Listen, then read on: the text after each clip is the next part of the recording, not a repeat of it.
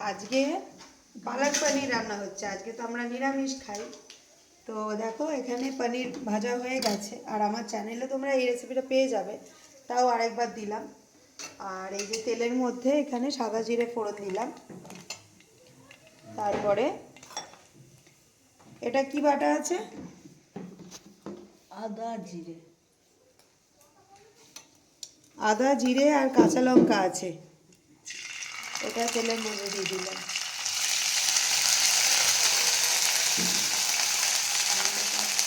দানা এর মধ্যে আমি একটু টমেটো টুকরো করে দিয়ে দিলাম। তারপর আমি গুঁড়ো মশলাগুলো দেবো।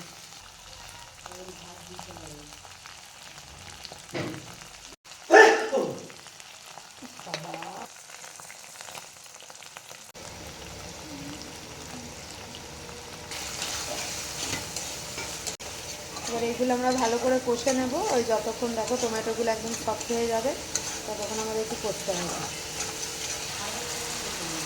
একটু ধনে গুঁড়ো দিয়ে দিলাম।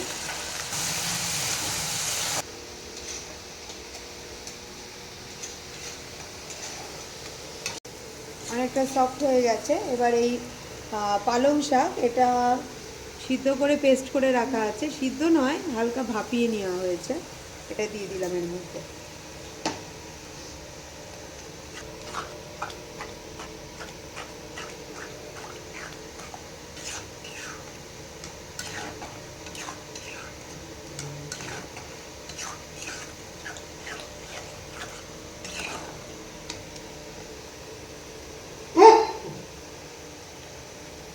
এবার এই বাটি ধোয়া জলটাও দিয়ে দিলাম, দিয়ে এবার ঢাকা দিয়ে একটু পালং শাকটা কুক করতে হবে।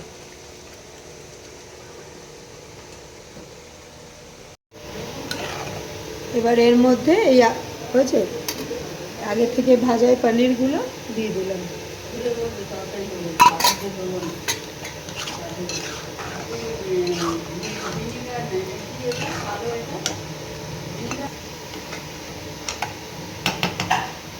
এবার এই পনিরটা দিয়েছি, একটু ঢাকা দিয়ে দিলাম।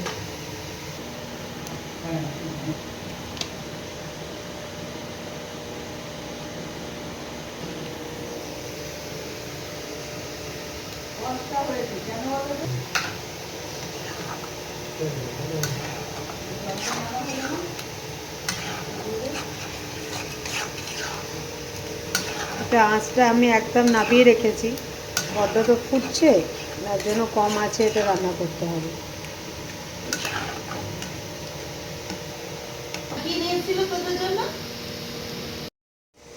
দেখো এটা হচ্ছে সাদা জিরে আর শুকনো লঙ্কা শুকনো খোলায় ভেজে এটা গুঁড়ো করে রাখা হয়েছে, এটা একটু দিয়ে দিচ্ছি।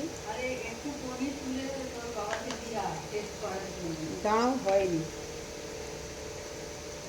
আর আগে একটু মাখন দিয়েছিলাম, এখন একটু মাখন দিচ্ছি। আমার পালক পনির রেডি।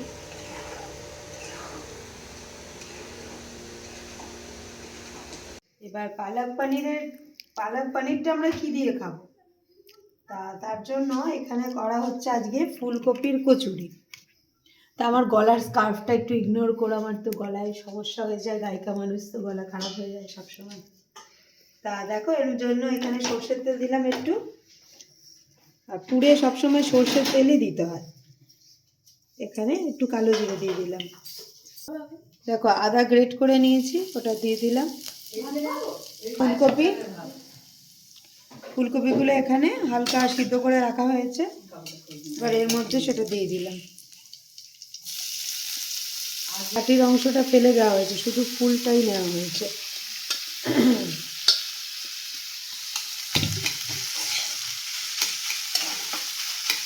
আমি হলে এটা গ্রেট করে নিতাম, কিন্তু এটা আমার জননী সিদ্ধটা করে রেখেছে, তো ওই জন্য গ্রেট করেনি, টুকরো করেই সিদ্ধ করে নিয়েছে।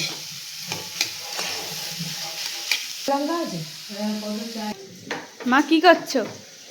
এই এটার মধ্যে একটু কাঁচা লঙ্কা দিতে হবে, এই দুটো কাঁচা লঙ্কা নিয়েছি, এটাকে চপ করে নিচ্ছি।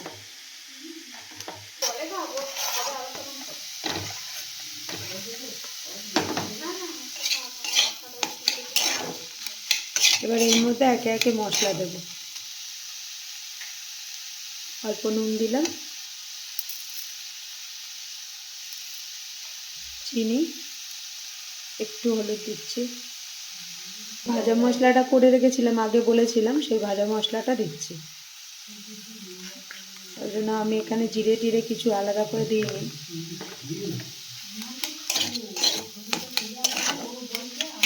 ফুলগুলোকে আস্তে আস্তে এরকম করে করে ভেঙে দিতে হবে।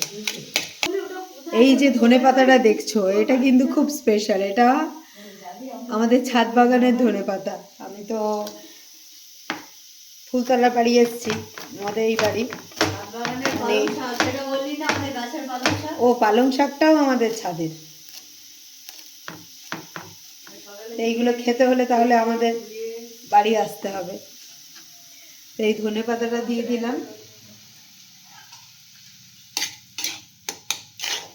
এবার সব কিছু ঠান্ডা হয়ে গেলে আমার পুর হয়ে গেছে, ঠান্ডা হলে হাত দিয়ে ভালো করে স্ম্যাশ করে নেব।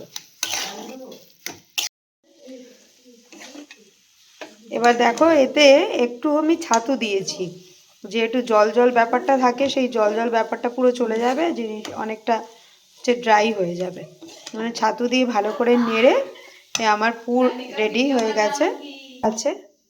ময়দা মেখে রাখা আছে।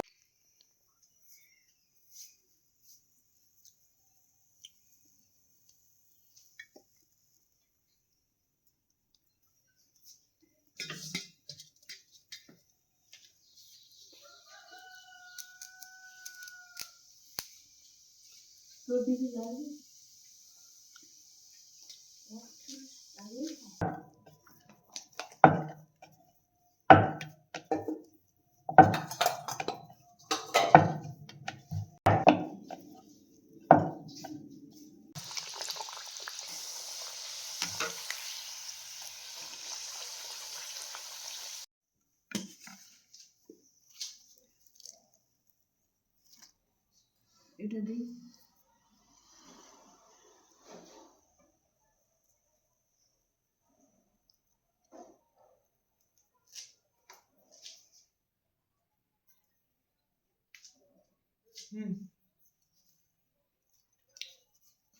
হয়ে গেছে, হয়ে গেছে।